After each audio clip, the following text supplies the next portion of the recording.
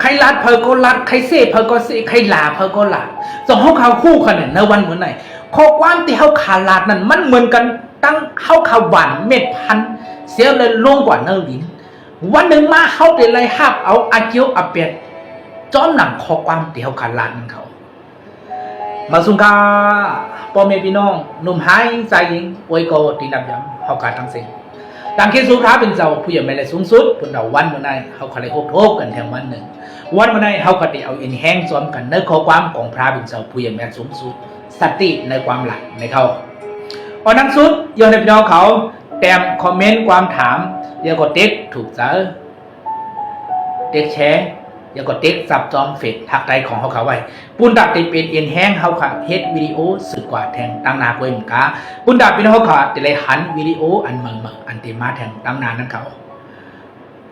โอเคในวันวันนั้นเขาขาดโดยในสมัยจำที่ของพระบิณฑผู้ใหญ่แม่สูงสุดกว่าซ้อมกันจ้ามสุกต่ำขออย่าง18ขอเรียก21การอันเมื่อหลาดนั้นสร้างเฮออาศักเมื่อกัดเย็นช้ำสายอยู่อำนั้นก็สร้างเฮออาศักเมื่อดูเหลวกว่าโอปืนไหนแหละเมื่อตักเลยหับตุงเอาอาเกียวขอความเมื่อซื้อนั่นว่าจังหนักในเขาก็ตัวไหนแหละในวันเมื่อไหร่เขาขาดจะสูญเสียเป็นคนอยู่บ้านดังเสียข้อความที่เขาขาดหลาดอยู่กูมือกูวันนั่นมันเหมือนกันดังเขาขาดหวานเม็ดพันนั่นเขาก็ตัวไหนแหละเขาขาดแต่เลยหับเอาตั้งดีมังลาอยู่ที่ข้อความที่เขาขาดหลาดเขาขาดแต่เลยหับเอาอาเปียดฮะอยู่ที่เขาขาดหลาดนั่นเขาในวันเมื่อไหร่ส่งพี่น้องเขาหันครับในเฟซบุ๊กเกาหลีในยูทูบเกาหลีด้านติ๊กต็อกตั้งออนไลน์ตั้งสิก้นน้ำหนักหลากันก้นน้ำหนักค่าซื้อขายเสียงกันเลือเสียนั่นก้อยเหมือนกันเตียนโต๊ะขอกเตียนในล้นตายเตียนก็เพื่อความหลาดก็มีดังนำเขาเตียนในเสียงเงินเสียงทองก็เป็นก็เปิดความหลาดมีน้ำหนักเขาต่อเพื่อหมามก่อนเนี่ยก็เปิดความหลาดก็เฮ็ดให้อาสาเขาได้รู้แล้วเลยไล่หัดถึงตั้งตายเขาขาก็ไล่หัดมานำหนักเขาชอบสั่งหลาเพราะว่าในจึงข้อความของเขาขานั่นน่ะเมื่อเขาขาไปหลาดนั่นน่ะเขาเป็นเจ้ามันเขาก้อยกะไว้เสียเขาขาหลาดออกกว่าอย่างไรมันเป็นเจ้าเขาขากำเดียวเขาก็จะไหนเลยเขาขาดถูกเลยว่นดีๆว่าเพราะเขาหลาดจังไหน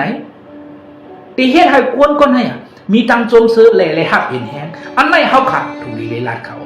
ก้อยกะเพราะว่าโคความที่เขาขาดตีลาดนั่นน่ะเฮ็ดให้กวนก็เลยคิดดึกเลยร่วมเพื่อเลยสังเฮ็ดให้กวนเจี๊ยบแต่กวนเจอลำจะไหนเลยสังอย่าไปลาดเสียกรรมเขาความอันลีนั่นน่ะรวยออกมาตีลูกล้างพระเป็นเจ้าเขาความที่อันอ่ำลีนั่นอ่ำถูกลีออกมาตีศพของลูกล้างพระเป็นเจ้าเขาก็นั่นแหละ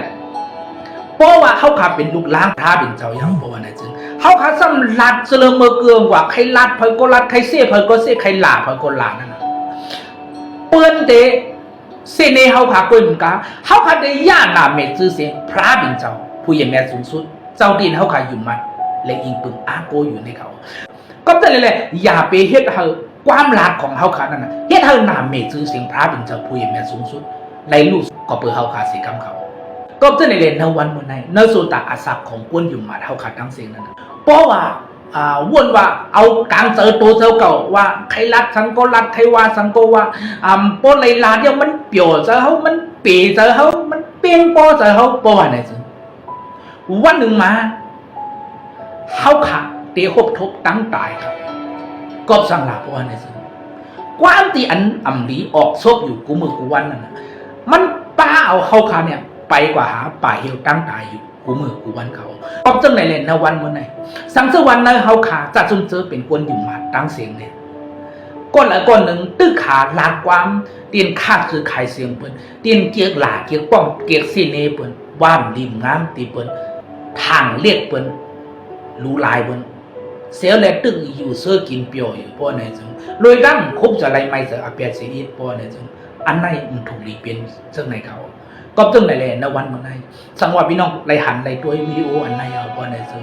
เพราะว่าพี่น้องเขายามลาเปิ้นยามเซเนเปิ้นยามเฮ็ดให้เปิ้นคิดเลยร่วมเพิ่นเลยสังยามทางเลือกดูลายเปิ้นเจ้านั่นน่ะย้อนให้พี่น้องเขาคุกเข่าลงย้อนตรงป่านตีพระเป็นเจ้าผู้ใหญ่แม่สูงสุดเสกรรมเขา พระเป็นเจ้าผู้ใหญ่แม่สูงสุดนั่นน่ะมันเจ้าห้างเขาขามันเจ้าใครหันเขาขาหอดถึงตั้งหายมันเจ้าใครเขาขาไรอาศักเท่าละเหมือนกันกูก็กูควรเขา